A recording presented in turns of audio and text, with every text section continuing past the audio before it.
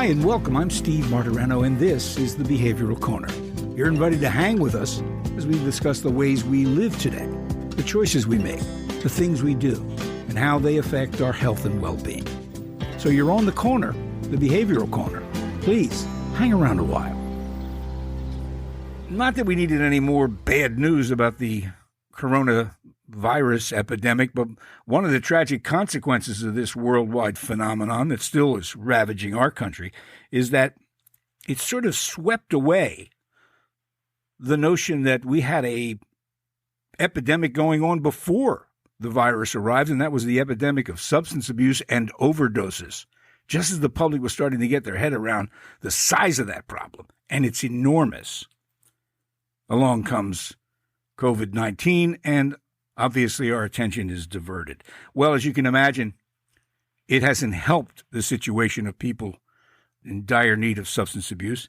And so we're going to take a look at that again. It's an important issue because thousands of people are dying, still dying from substance overdose. So we're grateful to have with us a group that we're familiar with in our area here in the Philadelphia, Pennsylvania area, a group called Prevention Point. And what they're about is providing services for people who are struggling with addiction. To that end, we welcome to the program here on the corner, Clayton Ruley. Clayton is a social worker, longtime activist, and he is the Director of Community Engagement and Volunteer Services for, as I said, Prevention Point. Clayton, thanks for hanging with us on the corner. Thank you very much for having me. Really appreciate it. Yeah. Clayton, I get that right? I mean, just around the time that, as a society, we recognize the size of the substance abuse problem and the deaths associated, the virus comes along and sort of, understandably, I guess, pushes it out of the mainstream consciousness. Things have not gotten better in your area, I'm certain. I know that we're going to get into a very specific list of the kind of services and the people that you provide them to, but let's begin at the beginning. A lot of people don't understand groups like yours that are dedicated to simply harm prevention. I think they confuse that with a couple of things. So let's begin there. What do you mean when you talk about harm reduction? Thanks. Harm reduction has many definitions, but one that I use mainly is a set of practical public health strategies designed to reduce negative consequences of risky behaviors.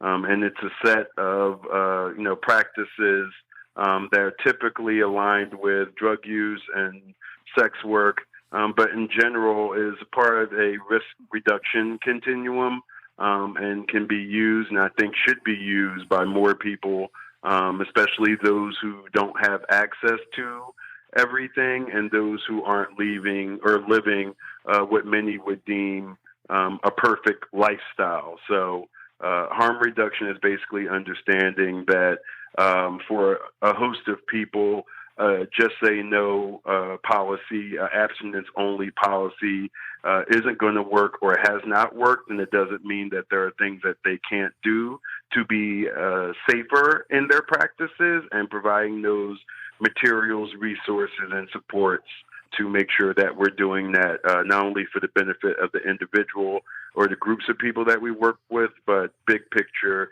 for the benefit of all of us, because we're all affected by what each other does. Let's talk about the community of people you serve. Who are we talking about? So typically our primary target are people who are using drugs, injecting drugs, people who are engaging in sex work, and then I would say people living in poverty.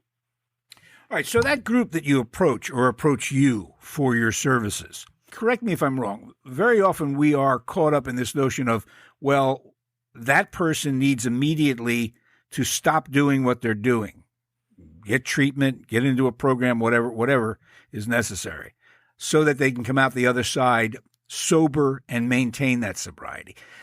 The step you're talking about, if I understand harm reduction, and you use the word greater safety in their practices, is not facilitating that behavior, but making sure that while that behavior is going on, people aren't dying. Is that a way to look at this?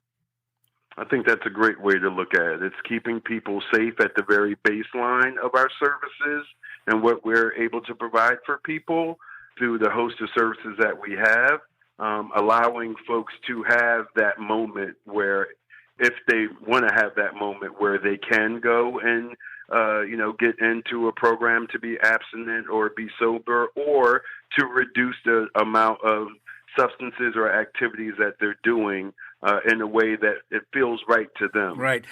We're big proponents of folks having a motivational moment, because when it's on someone else's motivation, the chances that it's going to be a sustained time is very few. Yeah, if it's on somebody else's time frame or schedule, it may not match up with the person who needs the help.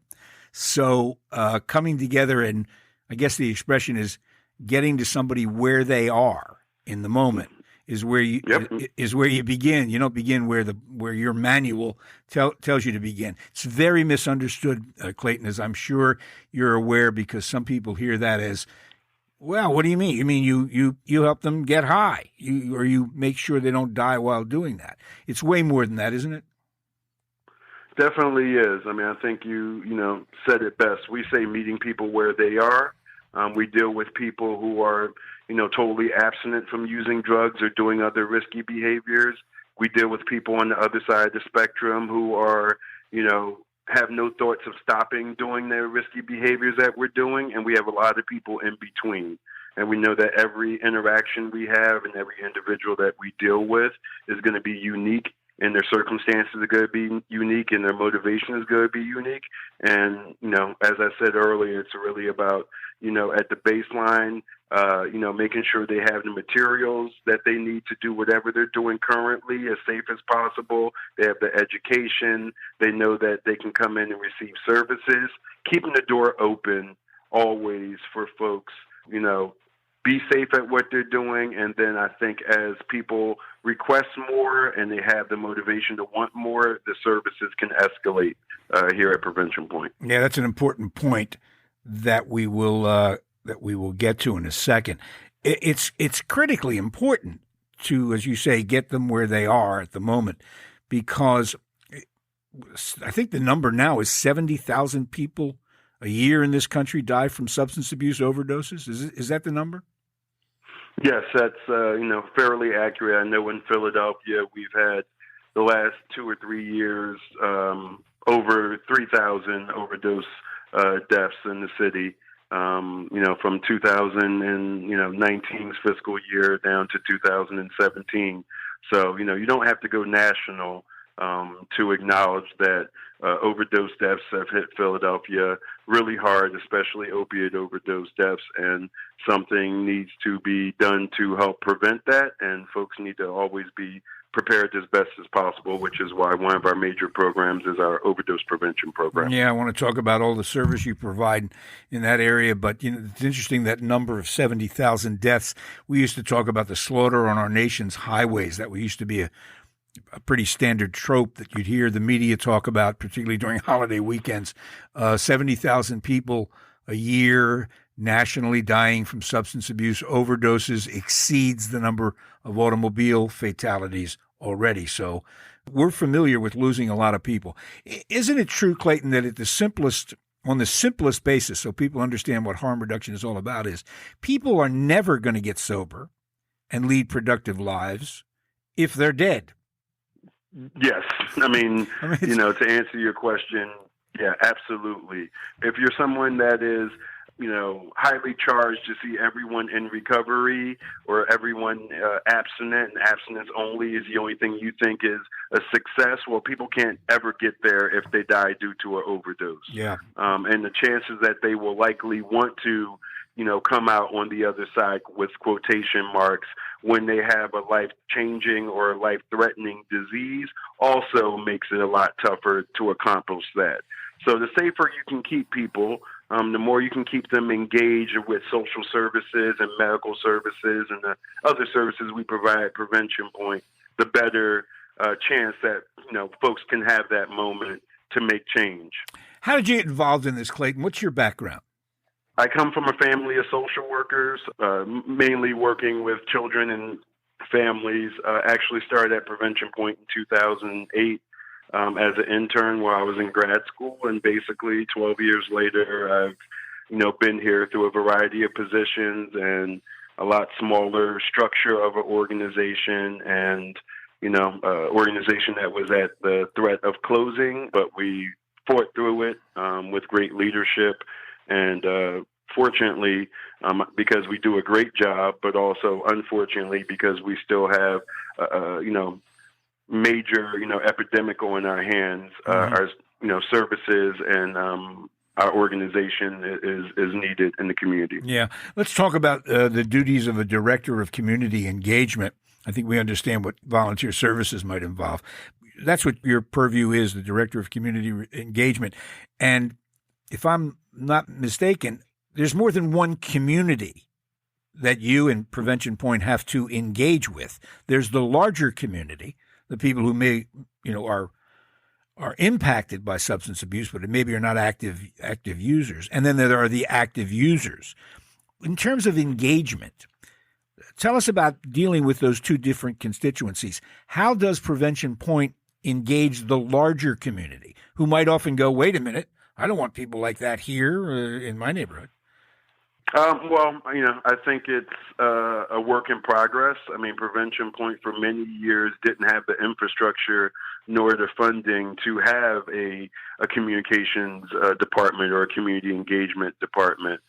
So I think that shows the growth of our organization and the pressing need to make sure that not only our internal community has connections, but also the external community to the work that we're doing.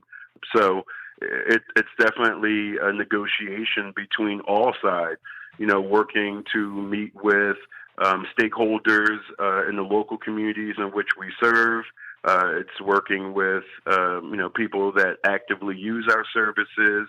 It's working with people on the city, on the state, and on the federal level, basically being a middle person with all of those groups, conveying the messages from all of those groups, mainly for the people that we work with and work for as far as participants or guests go, to, a higher, level of folks that may not hear because they're not on the ground as often as we are. So it kind of floats all different ways, but certainly, we want the voice of the people that we work with and work for, and I use those terms interchangeably, to be heard when it comes to how services need to be delivered. We want the communities that our participants are living in and living around to know that there's a major reason why the work that we do is important. And no, we're not encouraging people to do more activities because we are giving out safe supplies and education and other resources. We are simply trying to keep people safe and keep people alive. So it takes, being very dedicated and making sure that, the message is consistent, but also that it reaches different groups in ways that can impact and educate and inform those, particular groups. Yeah, I know. It's just it's a tremendous drag and heartbreaking to think that there are people who still can't quite get their head around a group that is dedicated to harm reduction. They're exactly the kind of people you want in your neighborhood if your neighborhood is ravaged by drugs. They're lowering the level of desperation. They're probably lowering the level of violence. And, the goal is, of course, to lower the level of substance abuse. It is. And disease. Yeah, and disease. And disease, absolutely. Your neighborhood would be healthier for these organizations. They would not in any way be encouraging this use. So that's why it's important to remember that people can Well, Steve, I think it's important to note that communities themselves have been in some ways brainwashed with the war on drugs mentality when it comes to how we treat individuals. You don't do something for the better part of 40 or 50 years, where I think the war on drugs specifically was, framed, where you want to be more punitive than rehabilitative, and don't think that rubs off on the same communities that were affected, even if the people that are in those communities have suffered for that. So you definitely have communities that, and it takes a lot of effort to remind them that the war on drugs was not successful as far as eradicating drugs. It was successful in removing people from the scene, whether it's temporarily or, long term, but it wasn't a success. So why not try to do something different that actually honors people, is realistic about what people are doing and not doing, and understands there's a host of reasons why people have gravitated to doing those activities, trauma and violence and discrimination and classism. And if we can't work on, all of that surrounds the people using, there's always going to be people using. Absolutely. There's always going to be people doing risky behaviors. Well, absolutely, because when you frame it in that context, you are framing it the way it ought to have been framed all along, and not a criminal justice issue, a law and order issue, but a medical issue. You don't lock people up because they're sick. Exactly. Okay. Let's talk about Prevention Point's services. What exactly are we talking about? So we're a nonprofit public health organization. We've been around since 1992 legally. We started through an executive order from the mayor of Philadelphia, who was Ed Rendell. And he signed that executive order in July of 92 due to the fact that a report came out the year before saying of the new cases of HIV, almost 50%. So we say 48.5% of those new cases of HIV the previous year were attributed to people who were injecting drugs. So folks were actively already doing what we call syringe services or syringe exchange, but they were doing that either facing getting fined or getting locked up for distributing drug paraphernalia. Ed Rendell signed the executive order in 92, which we still use to implement legal syringe exchange services in Philadelphia County, which is synonymous with each other, along with a host of other services that surround that syringe service program, like medical care, HIV-specific care, Hep C-specific care, PrEP care, primary care through Stephen Klein Wellness Center, our own medication-assisted treatment or opiate use recovery program called STEP, Stabilization, Treatment, and Engagement Program, acute medical care clinics working with, local universities and medical professionals, nurse practitioners, attending docs, medical students from Drexel, Penn, Jefferson, and Temple, social services, so case management that helps people access benefits, listens to the needs and concerns of participants on a regular basis, links them to resources, and hopefully, educates them also on harm reduction and risk reduction, practices, legal supports, working with the AIDS Law Project, meals, 2 respites. Let me mention the meals. We have a Step It Up to the Plate program that's currently going on with the city. Citywide, we've given out over 300,000 meals. Prevention Point has given out 60,000 meals at a Ruth and Clearfield site that's going on since COVID started. We have 2 respites that house anywhere from 30 to 40 individuals typically, which is basically a gateway between being chronically homeless and on the street, and through work with case management in the respite, being able to move into permanent housing. Diversion program where we work with the police department to get folks who have low-level nonviolent offenses into resources instead of jail and court cases and court fines. A reentry program for folks who are recently released and need help, getting themselves back up. Our overdose prevention program, which I mentioned, where we give out over 10,000 overdose reversal kits per year, or at least the last couple of years, and train people how to save a life using naloxone or Narcan. Well, that's a hell of a menu of services. Our area is lucky to have people like Prevention Point. How does the community affected or the community in need get to you? Do law enforcement bring them, or can they walk in? Do they need insurance? How does it work? We have a drop-in center. While it's limited now during COVID, typically pre-COVID, we could see anywhere from 100 to 400 people, depending on the day and the services that we're offering, maybe even a little more. We are opening up in a limited capacity currently with the drop-in space. We're very well known in the community that we work with and work for, so we get a lot of walk-ins and walk-ups. Our syringe service program does have mobile sites throughout the city, so folks who are accessing syringes and other harm reduction materials can access us anywhere from Frankfurt to West Philly, South Philly, obviously Kensington, North Philadelphia. We have mobile sites, same day, same location throughout the week as well. And then external providers also refer, individuals to us for the host of our programs as well. Talking about harm reduction, quite simply, helping people stay alive safely regardless of their behavior until, or at that point, when they decide to move beyond the dangerous behavior and get a handle back on their life. We have more hanging on the corner with Clayton Ruley. This is the Behavioral Corner.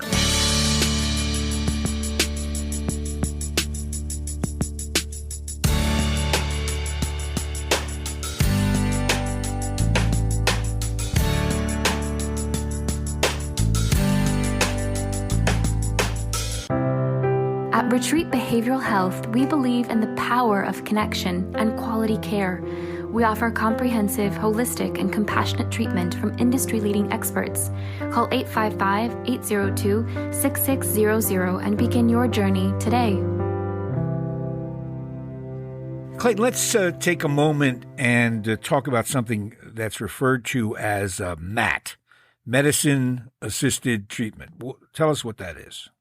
Well, many people would recognize medication-assisted treatment or medicine-assisted treatment. Probably one of the primary versions of that would be like methadone. Methadone is a opiate that's used by federally qualified health centers. It's administered typically daily with daily dosing, and then there's surrounding services like behavioral health or drug and alcohol treatment that typically surrounds it. Prevention Point has its own medication-assisted treatment program. The terminology changes regularly, so I always want to say opioid use recovery, medication-assisted recovery, medication-assisted treatment. All three of those are around the same sphere.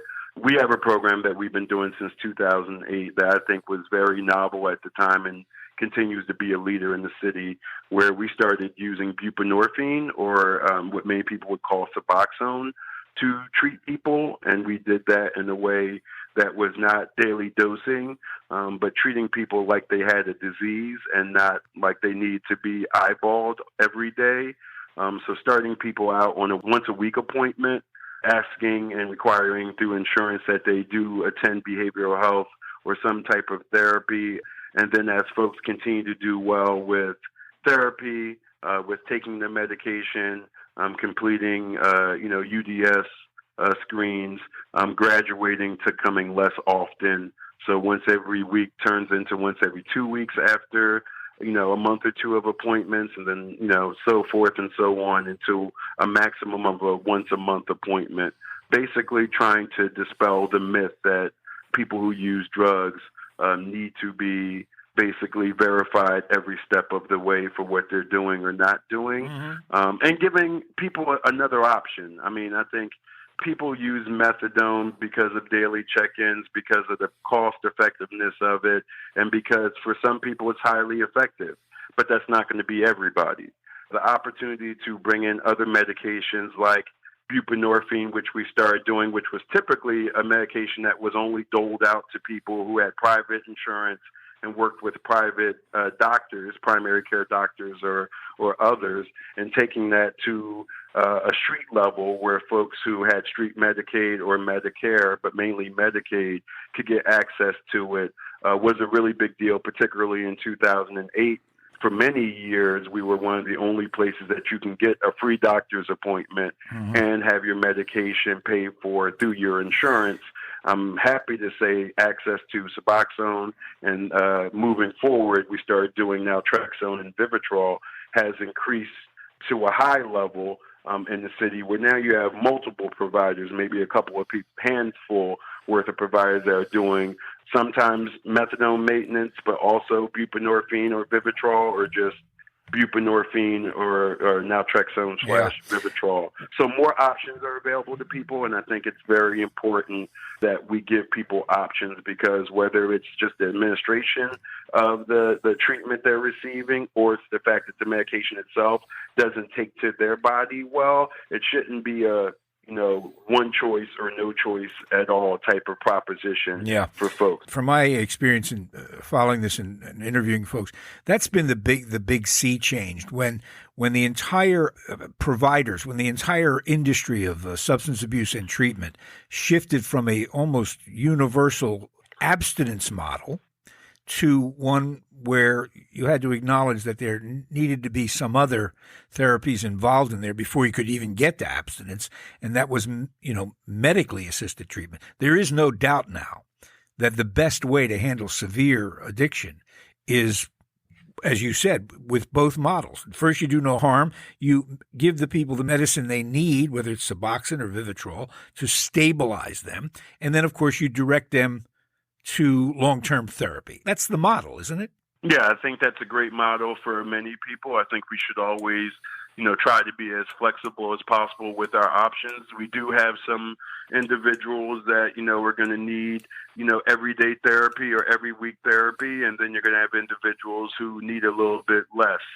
So it should always be catered to the individual, what they need. But yes, Steve, I think that's a great general idea of what, many people would consider a model, especially when you're talking about the fact that even the detractors of medication-assisted treatment, or whatever term you want to use to describe getting medication as a part of treatment, even as a detractor, if you're someone that says, well, what's the point? They're just substituting one drug for the other. Well, no, the difference is that you are going to get a medication that is being prescribed by a medical professional. Mm-hmm. You're going to have surrounding supports by you. And in a world where fentanyl is in most of the drug supply and is much more potent than the heroin that a lot of folks, 20 or 30 years ago grew up on, or an opioid pain pill. I mean, fentanyl can be anywhere from 20% stronger to 100% stronger, and there's like 40 different versions of fentanyl.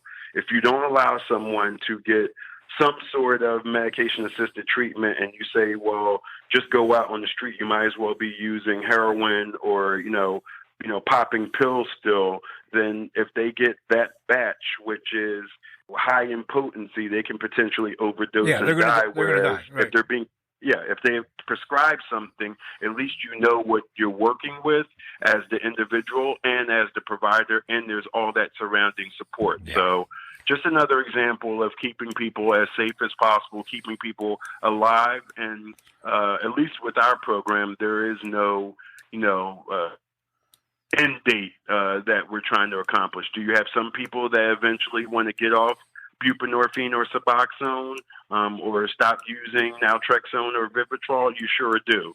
But we also recognize that it's better to be on medication-assisted treatment for, the unforeseeable future and continue to be alive and help yourself and be well and get back into society than to have a 1 year period of do this now, then, and then we're going to leave you out to fend for yourself. Brings into very sharp focus something the general public must get their heads around finally, and that is that when you're talking about substance abuse, you're not talking about something that just goes away. This is a chronic disease that needs to be treated and handled all along. It just doesn't go away. All right, let's talk about in the final couple of minutes with Clayton Ruley of Prevention Point, how all of what you've just said has been altered or evolved because those services are now being provided during this COVID-19 epidemic. What has changed regarding what you guys do?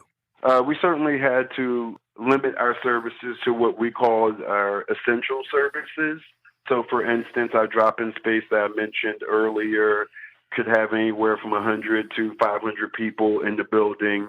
Depending on the day and the services we provided, we had to shut down. We're just getting to the point where we probably have about 10 to 15% capacity, but for the better part of March through mid-July, that was closed in large majority. We kept our mail service because we do have a mail service that has exploded during COVID from about 1,500 people to over 3,000 people. So that's an evolution, but it's one of the things that we kept for the purpose of knowing. Before you go any further, what do you mean mail service? You mean people receiving their medicine through the mail? Yes, medicine and more. to be someone who lives in Philadelphia or the state of Pennsylvania and to be homeless means that if you don't have a mailing address, you can't receive public benefits. And so over a decade ago, recognizing that that would be a major barrier to folks receiving the help that we want them to get, insurance, access to food stamps, and food sustenance, as well as for those who it's applicable to, cash assistance, folks need an address. Yeah. So we have a mailing address where folks can sign up and we receive mail at Prevention Point. We're one of only two agencies that does this. The other is Broad Street Ministry, which is in Center City, that allows folks to actually use the address, and folks can come and regularly check for their address. I'm so glad, that's one service that we get. I'm glad you brought it up because, gee, that would be another good reason not to let the Postal Service collapse. Exactly. By lack of funding. Yes. It's not just about voting, people. It's the United States Post Office. It's important. Anyway, this podcast hopefully is heard lots of different places. Prevention Point is exclusively a Delaware Valley or Pennsylvania organization. Is that right, or is it a national organization? No, Prevention Point Philadelphia is a Philadelphia County, City of Philadelphia only organization. There is a Prevention Point Pittsburgh that has the same initials as us, and we do work with them on statewide issues, but we're not wholly affiliated with. There are obviously ever-growing harm reduction organizations that do very similar work to us, but we are the largest syringe service program in the country as far as volume of syringes, and I think one of, if not, and I'll say biasly, the most comprehensive harm reduction, public health organization with all the services we provide. Let me quickly say that along with the mail service, we have continued to do in COVID-19 our syringe services. We've continued to do our medical services, especially through telemedicine, and our overdose prevention services, because it's really important as we don't have folks coming in and folks are more spread out, that you make sure that folks are equipped with Narcan and make sure that although the interactions are limited, folks don't ever feel like they have to pick up dirty syringes and reuse or share with other people, because that defeats the purpose of what we're open for, which is to stop the spread of disease and prevent overdose. Yeah, an enormous job, and you guys have been doing a great job all along. The virus didn't make it any easier, but you're chugging right ahead. Clayton Ruley is the Director of Community Engagement and Volunteer Services for Prevention Point. If you are listening to this and want more information in, as I said, the Philadelphia, Pennsylvania area, Clayton, that you have your website. What is that? How do people reach you that way? Our website is www.ppponline.org. And we also have a strong presence on social media, so you can find us on Facebook, Twitter, and Instagram. I think everyone, should take a look and see what we do. And you can certainly reach me at Clayton@ppponline.org. Clayton, thanks so much for hanging with us on the corner. We appreciate it. Maybe you'll come back sometime real soon. Thank you. I appreciate your time, and thank you for the spotlight around harm reduction and Prevention Point. That's it for now. And make us a habit, hanging out at the Behavioral Corner. And when we're not hanging, follow us on Facebook, Instagram, and Twitter on the Behavioral Corner.